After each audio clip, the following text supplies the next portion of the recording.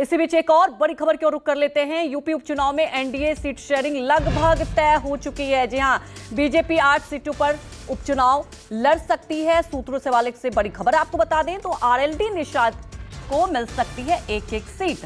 संजय निषाद 2 सीटों पर चुनाव लड़ना चाहते हैं। देखिए, एक तरफ फॉर्मूला तय तो हो चुका है, लेकिन एक सीट दे रही है निषाद को। लेकिन आपको बता दें, संजय निषाद 2 सीटों पर चुनाव लड़ना चाहते हैं।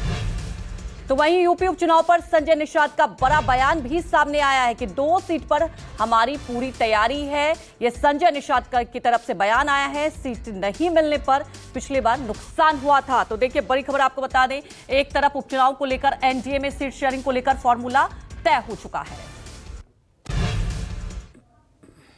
अभी तो भारतीय जनता पार्टी अपनी बैठक की है।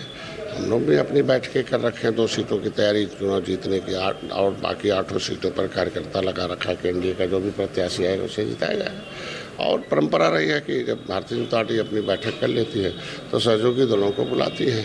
तो अभी मान लीजिए, अभी प्रदेश नेतृत्व और केंद्र नेतृत्व दोनों से बैठकें होंगी। उसके बाद कोई जो परिणाम आएगा उसको होगा, और उसे भी 2 सीटों पर लड़ने की।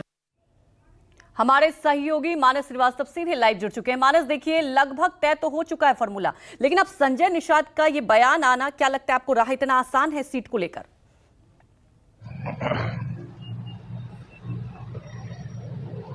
देखिए, निश्चित तौर पर भारतीय जनता पार्टी इस उपचुनाव में कोई कमी बाकी नहीं रखना चाहती है। उसकी कोशिश है कि वो सभी 10 की 10 सीटें जीते। इसलिए लगातार यूपी में बैठक करने के बाद जो रिपोर्ट थी, इस रिपोर्ट के साथ न केवल मुख्यमंत्री बल्कि दोनों उप मुख्यमंत्री, धर्मपाल सिंह जो संगठन के महामंत्री, इन सभी लोगों को बुलाया गया था। और वहां पर यह तय किया गया कि जो 10 सीटें हैं, उन 10 की 10 सीटों को जीतने की रणनीति बिल्कुल स्पष्ट होनी चाहिए, जिसमें यह कहा गया कि 9 सीटों पर पूरी तैयारी है भारतीय जनता पार्टी की। और भारतीय जनता पार्टी यहां पर चुनाव अपने दम पर लड़ेगी, जिसमें से 3 सीटें कम से कम ऐसी होंगी जिसमें दलित और पिछड़ी जाति के लोगों को उम्मीदवार बनाया जाएगा। एक सीट जिसमें पेच फंसा था वो थी मीरापुर की सीट, और चूंकि वो जाट बहुल इलाका है इसलिए वो सीट राष्ट्रीय लोकदल के खाते में गई। यानी 10 में से 9 सीटें भारतीय जनता पार्टी अपने पास रखेगी, इसमें कोई संशय नहीं है। एक सीट राष्ट्रीय लोकदल को जाएगी, ये भी बिल्कुल तय है। अब रही बात संजय निषाद, ओम प्रकाश राजभर और अनुप्रिया पटेल की, तो ये तीनों ही जो दलों के नेता हैं, ये दरअसल पूर्वांचल में इनकी राजनीति का पूरा जितना भी गुणागणित है वो पूर्वांचल में है। ऐसे में अगर देखा जाए तो फूलपुर और मझवा की 2 सीटें हैं जिस पर संजय निषाद भी दावा कर रहे हैं, ओम प्रकाश राजभर भी, और अनुप्रिया पटेल चूंकि मिर्जापुर की सीट है तो उनका भी दावा है।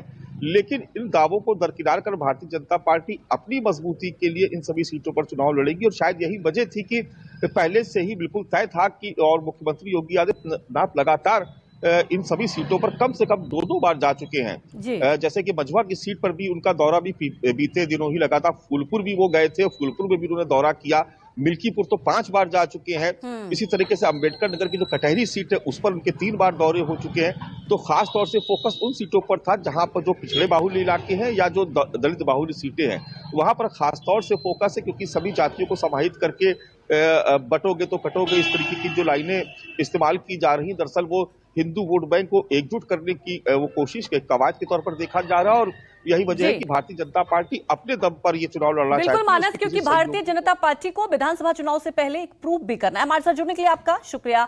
यहाँ रुक जाते हैं एक छोटे से ब्रेक के लिए, जल्द हाजिर होंगे।